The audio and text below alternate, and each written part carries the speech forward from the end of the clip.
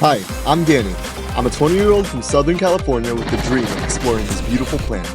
Join me while I document my adventures discovering the secrets of the universe. What's up? I just chased the eclipse across the country and I have to tell you all about it. So in case you live under a rock, the Great North American Eclipse just happened on April 8th. You probably already know about solar eclipses and you're thinking, okay, the moon covers the sun, big deal. Well, it's a lot cooler than that. Earth's solar eclipses are one of a kind. Thanks to a crazy cosmic coincidence, our moon and sun look like they're the same size in the sky, even though we know they're not. This allows the moon to perfectly cover the sun while leaving its edges exposed. This makes it possible for us to see our star's atmosphere, and it's a sight that no other planet offers. Maybe that's why aliens love visiting us so much. But even on Earth, total solar eclipses are still pretty rare, and not a lot of people get to see them in their lifetime. Most happen in the ocean, or even miss Earth completely because of the moon's tilted orbit. So a total solar eclipse like this that's happening on land is huge. So of course, when I found out it was happening, I had to see it. I left California on the 6th, just about 36 hours before the eclipse, and I headed towards Texas, which was the only state that I'd make it in time for the eclipse. Today is Texas Day. So right now it is currently 8:30 a.m. on April 7th. I actually started a little bit of my trip already. Last night I was up in Santa Barbara. I need to make it to Texas by 1 p.m. But the only thing is though, I have 22 hours to get there. Okay, I know that sounds like a lot of driving, but I was planning on breaking it up into chunks. At this point in the trip though, I really didn't have anything figured out and I was kind of hoping that it would just fall into my lap. I'm not really sure where the first stop is gonna be. I should probably look that up. Dude, I don't know why I thought that this was a good idea, considering the fact that this is the longest distance I've literally ever driven. Not gonna lie guys, I'm kinda nervous. But honestly, at this point, I wasn't as worried about it as I should have been, and I was just focusing on prepping for my road trip. I made my first stop at a gas station for some caffeine. Look how big this thing is. Snacks. What brand? Oh, El Sabroso. And sunglasses. I think I look cool. And I had a couple more preparations to make, but I thought that I'd just figure it out on the road. So by 2:50, I pulled up to a Pilot gas station in Arizona. I wasn't really expecting to film too much here, but I swear this gas station was like another pocket of the universe. I had to go in to get water and eclipse glasses, right? But I figured that I might as well top off my tank while I'm there. So I pull up to this gas pump that looks like somebody's about to be leaving. And then I'm sitting there and I realize that that car's just parked there. I don't think that person's getting gas. There's someone inside it, so I go up and I ask, hey, are you pumping gas right now? This lady says no. So I just get back into my car and spin around, do a little reversal and like have the butt of my car towards hers. I try to go get gas. And as I'm working the pump, it's really just beeping. It's not really doing much. The screen is blank.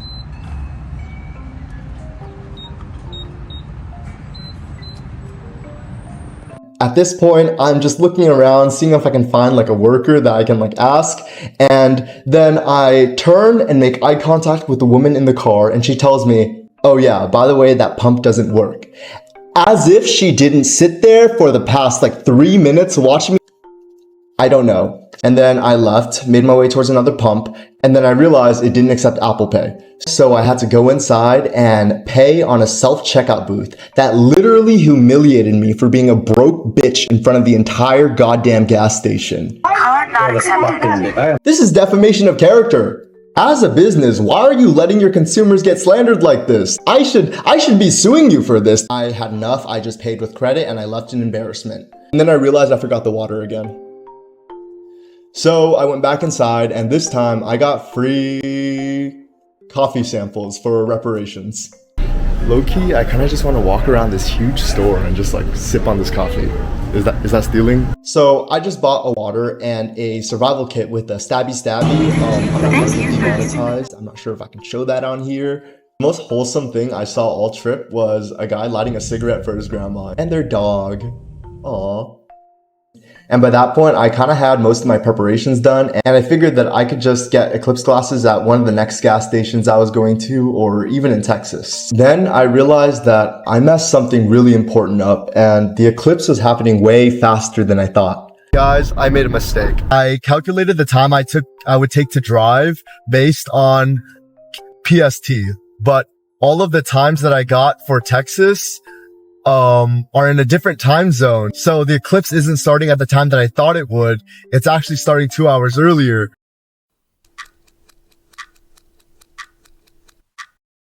So at this point, it was getting dark and I had broken my record for the most amount of time on a road for a trip. So the sun officially just set on our first day of driving, and it's just going to be darkness from here till about, I think, 5 a.m. And our ETA is 9:02 a.m. We have about 14 hours left of this drive. In Norse mythology, they talk about two dogs named Skoll and Hati that chase the moon and sun around. When one of them would either catch up to the sun or the moon, they would take a bite out of it, which is how they explain the eclipses. I actually kind of felt connected to these wolves. In a way, we were doing the same thing, chasing these celestial bodies across God knows where. And around this point, I kind of started to realize that I wouldn't have that much time to rest or even sleep. But I was watching the sunset and it made the sky look so pretty, I couldn't stop thinking about eating it for lunch tomorrow. Let me tell you about the eclipse traditions of the Chippewa people. They're native to the US, and during the eclipses, they would shoot flaming arrows at the sky in hopes of reigniting the sun. This tradition, in essence, symbolizes the human effort to restore order in the face of cosmic level challenges. And once it got dark, it was just a constant struggle, shooting desperate flaming arrows, hoping to bring back the sun. First, Alright, so we're actually almost about to run out of gas. and by this point, I was in New Mexico, but I had no idea. I was just focusing on not getting stranded in the middle of nowhere. Does this look like New Mexico? I don't know. Then I took a wrong turn and ended up getting lost for a little bit. I am half a mile away from the gas station. I am really hoping I make it. The gas light's been on for about like a couple minutes now. And just when I thought that I was about to make it, Oh my god, I took another wrong turn. I'm at a McDonald's now. I don't know what I did. maybe I was kind of hoping that I'd run out of gas because that meant I would have an excuse to rest for a bit, but I realized that's not the Chippewa way. The Chippewa people would want me to keep going. They would want me to chase down this eclipse and reignite the sun. I see it, guys. The gas station is right over the horizon. Oh. It was kind of dark and empty, so I pulled in and pulled out as soon as possible. Alright guys, so we just made it to the gas station. My gas is pumping right now. I'm just like doing stretches in my back seat because I'm scared of being out in the unknown New Mexico territory. But I mean, it's kind of hard. I got the freaking whole ass Great Pacific garbage patch back here. I don't know. And just like a flaming Chippewa arrow, I was back on the road with my sights aimed towards the eclipse. It is 1:19 a.m. and we have officially made it to Texas. It's still gonna be a 9-hour drive to get to Dallas. That's crazy. Texas is huge. At this point, it didn't really look like we were going to make it to Dallas in time, so I had to start thinking of other spots that were closer to where I was. Still not sure where I want to go to see the actual eclipse. I'm not even sure if I'll make it in time with the 2-hour time change. It's gonna be 12:32 by the time I get there.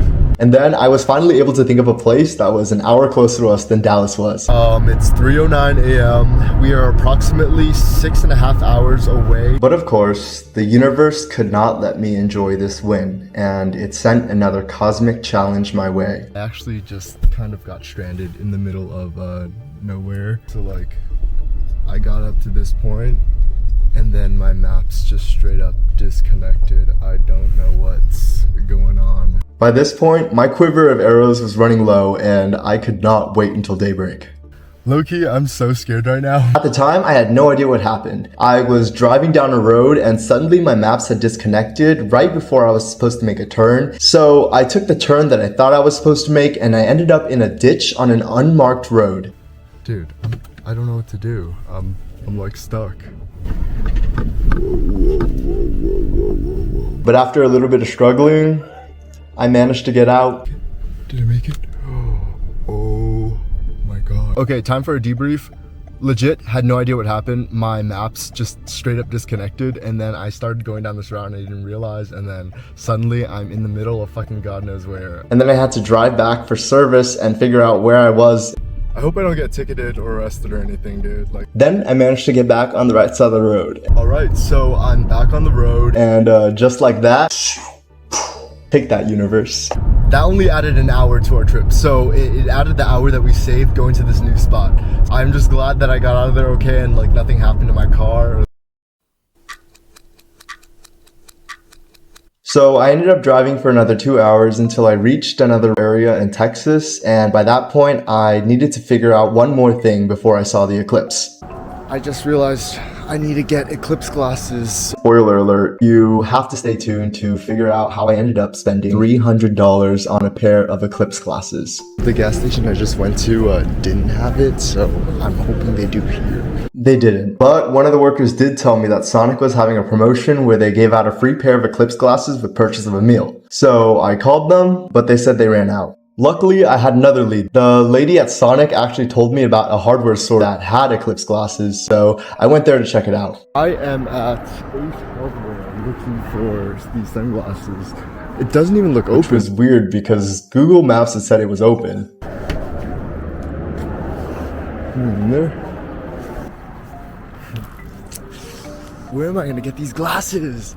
And while I was sitting in the car looking for another spot, I guess the store owner decided that 7:18 was the perfect time to open. I'm gonna see if they have glasses. I hope they do. They didn't. But the guy working there also gave me another store to check out. You said McCoy? And at this point, it felt like I was on a wild goose chase looking for these glasses while also simultaneously racing the goddamn moon to the eclipse. I'm kind of getting desperate at this point. They've all been so helpful. I feel like everyone I've ran into just was like, oh, you should go here. It was pretty cool. As I walked in there, I asked him, and then it took him less than like 30 seconds to be like, no, we don't. Sorry. Frick. I had to just figure it out on the way there. I think right now my plan is just to keep driving to the spot and hopefully around 9 a.m. or 10 a.m. I can call a couple places. So in this part of the drive, I was kind of just calling around a bunch of different stores and waiting for them to open, and I kept getting rejection after rejection. Alright guys, so complete bust. Until I got some good news. I just called one of the science mills near Austin and they said that they had eclipse glasses for free. So I'm like hyped. the thing is though, she said they were running low and it was expected that they might run out in the next couple hours. Alright, 4 hours left. Holy crap, look how bright that sun is. Wow. Dude, that's gonna look awesome today. I wasn't too focused on vlogging my way to the science mill because I was just so focused on getting there until I just got pulled over by the cops. and I got my first ever speeding ticket ever in my life. So since I was allegedly 10% over the speed limit, I have to pay a $315 fine just for a pair of eclipse glasses. I tried not to think about it though because I'd already come so far and I feel like I was already stressed out from no sleep and how I was gonna get these glasses. I just needed to focus on the light.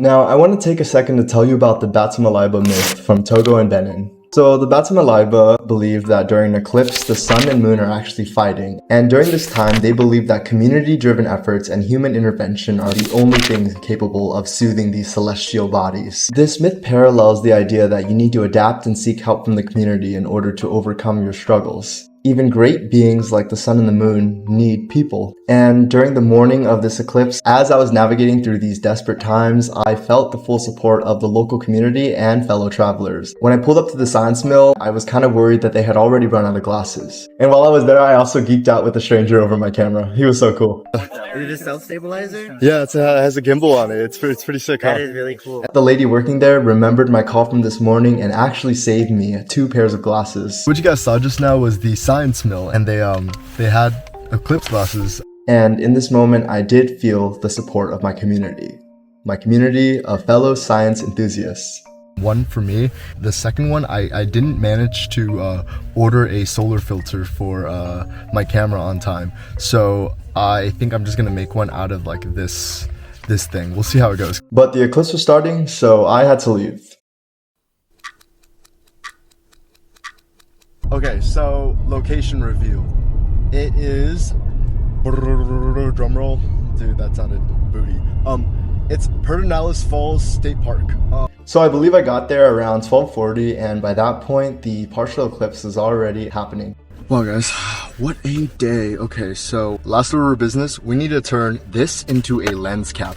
So this state park actually had a spring that I was planning to hike to and watch the eclipse at. It's rough. I don't know where I am. But because I couldn't get my stuff set up on time, I just had to find another spot. I ended up scrapping the solar filter idea because I was just over it and decided to just use an ND filter from my camera. Eventually, I found a spot that I was pretty happy with. And finally, I was there.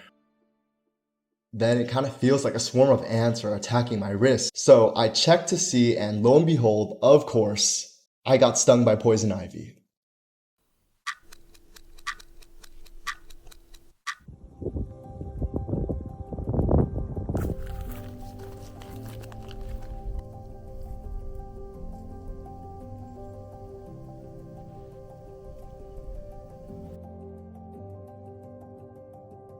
Wow, my phone catches it pretty well though through the clouds.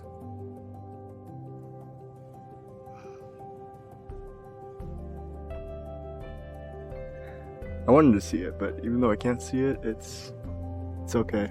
It's still beautiful. Wow.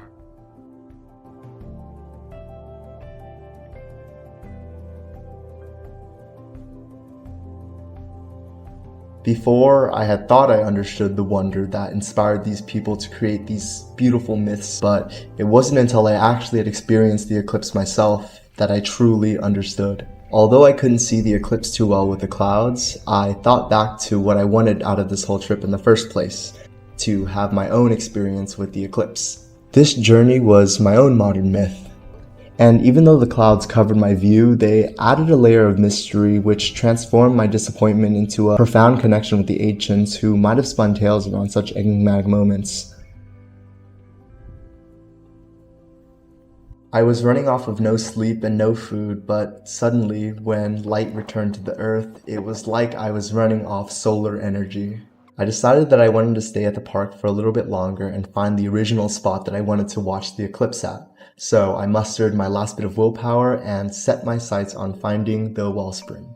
I walked around for a little bit and realized that it wasn't even too far away from where I originally was. Words could not describe how beautiful and serene the spot was. Maybe it was because the water was just charged by the energy of a solar eclipse, but I felt rejuvenated the second I stepped into that creek. Wow, this is incredible. It would have been incredible to watch the eclipse here, but I'm glad things turned out the way they did. This is beautiful right now. While I was still processing my awe and wonder for the eclipse that had just happened, I realized that the perfect place isn't actually a place, rather it's perspective. Guys, this is like legitimately one of the prettiest, if not the prettiest spot I've ever been to. Holy crap, who knew Texas? Wow. And that is the story of the time I chased the eclipse across half the country. I really hope you enjoyed. This is my first YouTube video, so this feels weird for me to ask, but if there's anything you liked about it, go ahead and leave a comment, subscribe, smash that like button or whatever. But in all seriousness, I am still learning, and this is something that I am really passionate about. So if you like this video, make sure to stay tuned, and I'll have more out for you soon.